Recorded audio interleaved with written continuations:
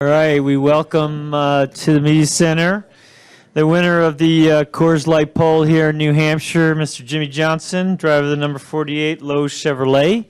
First pole of the year, Jimmie. 35th of your career, and I believe it's the first one here in New Hampshire. So tell us how it felt out there. You seem pretty excited. Yeah, really excited. I mean, we've had, as everybody knows, a tough month or two. So to be back in the media center is a nice feeling. I even forgot that I had to come here. So it's amazing how fast things change. But just proud of the team. I mean, we unloaded well and put up some great laps. And then our final set of tires we put on at the end of practice, I went out and I thought something was wrong with the car. I mean, it just was not like it had been. And then we were left with some tough decisions on what to do. Kind of put the car back to where it was when we unloaded, when we knew we had stickers on the car and how the car responded, and had a great qualifying session. So we had to adjust on it a little bit, and then I was certainly building my confidence in the car and what it was capable of. And by the time we made it to the third session, we had a very low lap count on our tires, which I also feel worked in our favor to put up a fast lap there in that third session. Okay, real quick, three-time winner here. How important is it to be up front at this race on this track? Man, this place, I'd go as far to say it's the most important track for qualifying and track position. Short race, very difficult to pass. If fuel strategy comes into play, it's a different dynamic in a different race, but the last few races have been races, and in that situation, you need track position now. Now the key is to keep it, but at least we're starting with it. All right, we'll take questions. We'll start with Reed, then we'll go over here to Rob, and then over to Bob. After the rough stretch you've had, how welcome is this? Is this really a boost for you guys? Yeah, absolutely. I mean, anytime you're fast, it's a huge boost, and especially to come through the trying practice session that we had, and the big question mark in our mind, like, what happened? I mean, the car was a half a second faster on scuffed tires than it was when we put the stickers on to go at the end, and I couldn't even stay on the racing line. So something really weird went on. So to rebound from that builds a lot of confidence for us. We worked hard on this race car that we brought here. It's a new car, so to validate that is big for the shop, big for Chad, big for engineers. So today's a big day for us. All right, we'll go to Rob, and then Bob, and then over to Kenny. Rob Tiongson of the Podium Finish. Jimmie, it's to touch upon it earlier, this is kind of a morale boost for the Hendrick team, given the kind of newsworthy week you guys have been having. So given kind of the struggles you guys have been going through lately, how big is it for the 48 team to know that you've got the speed, all of a sudden you've kind of broken that Penske-Gibbs stranglehold at New Hampshire? And secondly, with this weekend being very hot here, how are you going to prepare for that come Sunday?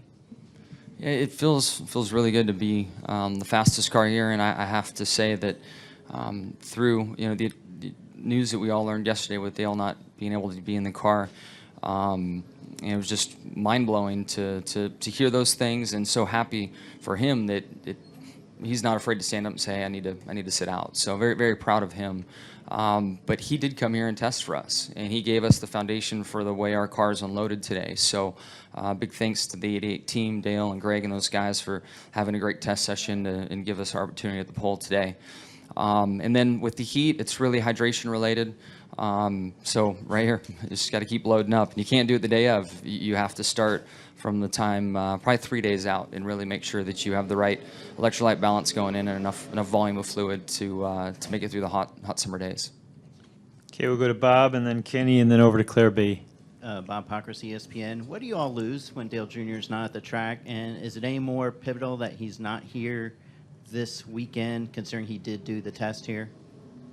Yeah, the debrief, the information coming from the car. I mean, we all know driving styles and crew chief styles per car. So when there's somebody different in the car or a different crew chief, it certainly puts those remarks or the information you receive kind of into question and you just wonder. And then the fact that Dale tested here, that just makes it even a larger issue.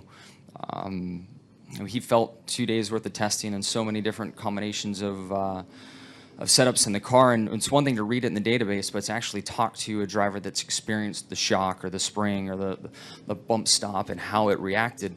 You know, those verbal and face-to-face conversations are so much more impactful than reading it in notes. So we're going to miss that part for sure. All right, we'll go Kenny and Claire B, and then over here to Lee.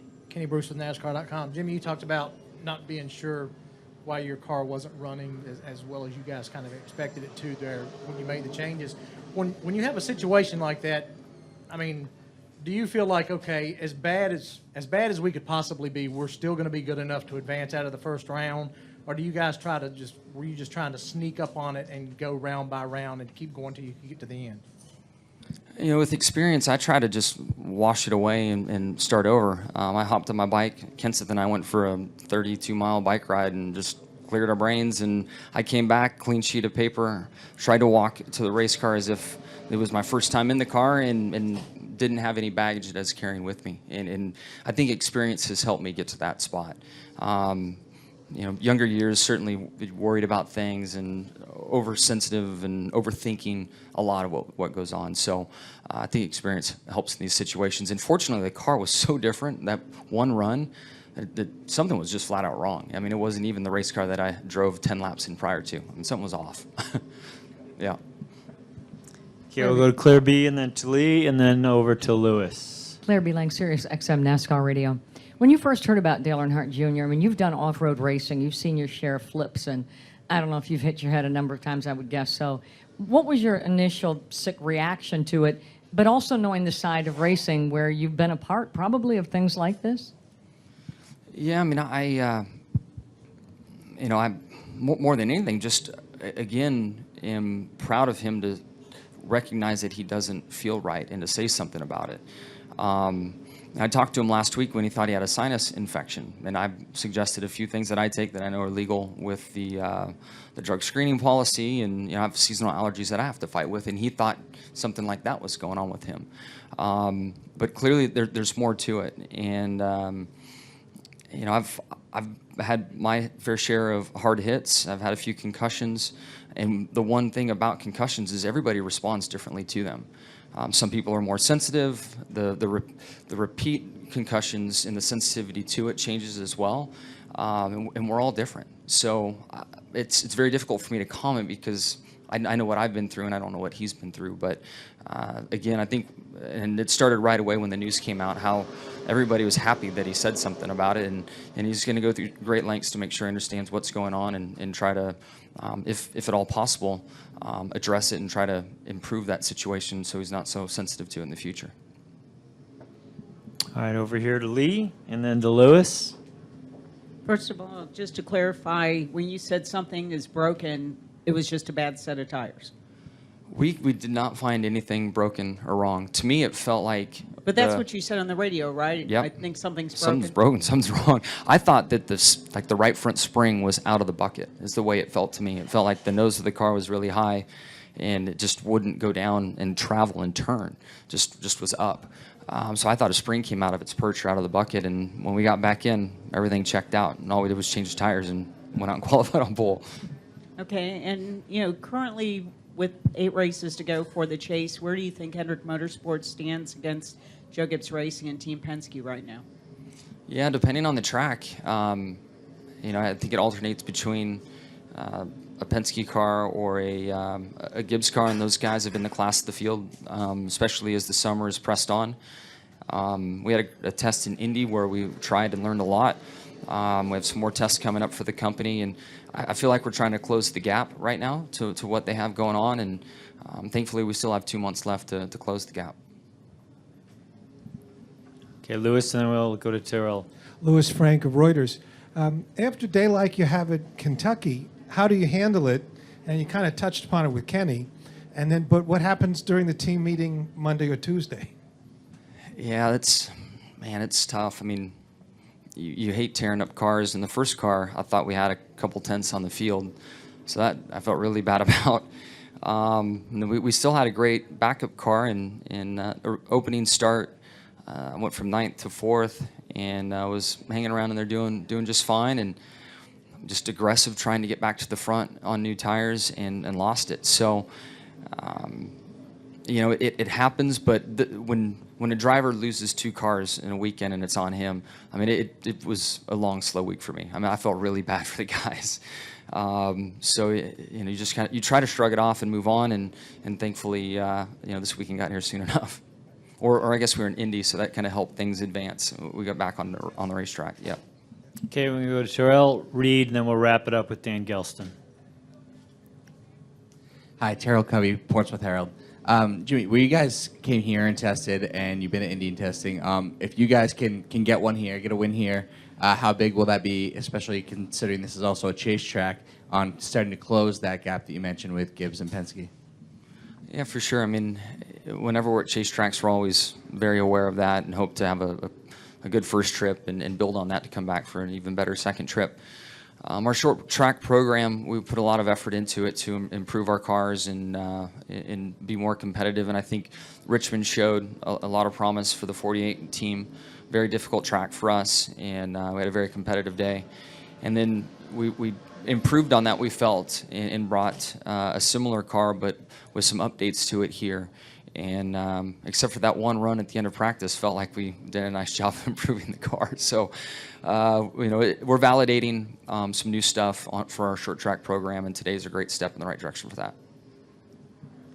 Reed Spencer with NASCAR Wire Service. What was your reaction when you heard that Jeff Gordon was going to be in the car at Indy if Junior can't drive there?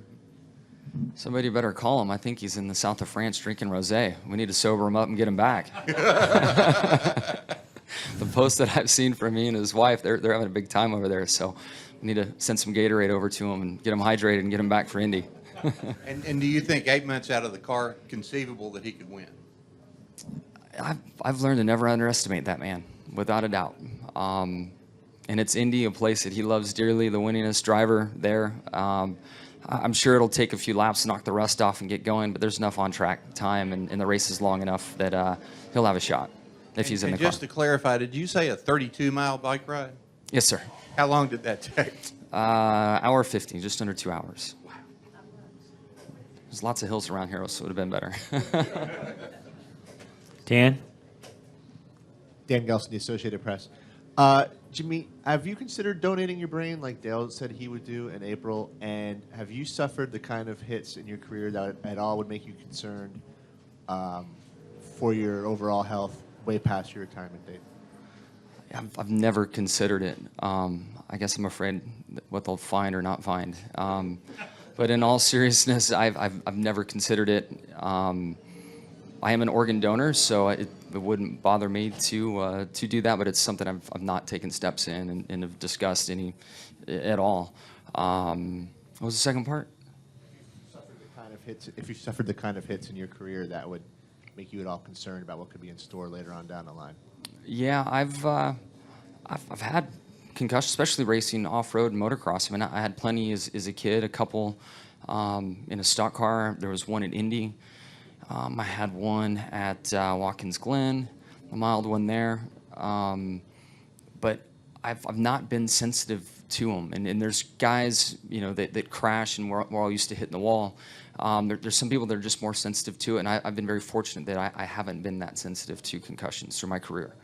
Big hits have happened, and I've been grilled by the medical staff, and I'm like, no, I'm fine. So I guess I'm lucky on that side of it. Jimmie, congratulations.